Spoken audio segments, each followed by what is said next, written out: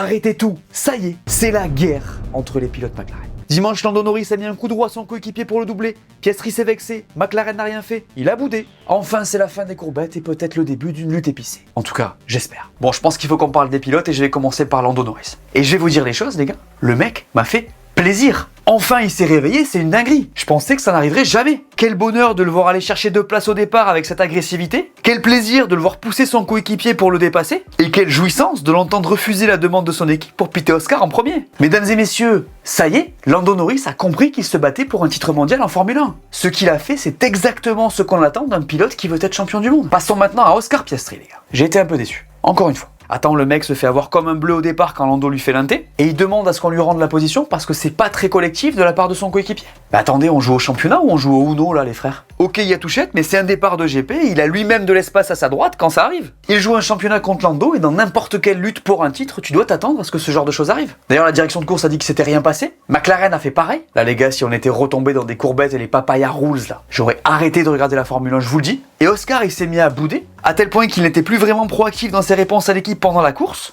et a même envoyé bouler Zak Brown quand il l'a félicité pour le titre à la fin de la course. Et en vrai, ça me donne envie de voir comment il va réagir à ça sur le prochain GP. Parce que là, Lando revient, Max revient. Après Bakou, va falloir qu'il se relève, le mec. Je pense que ça va être vraiment intéressant à suivre.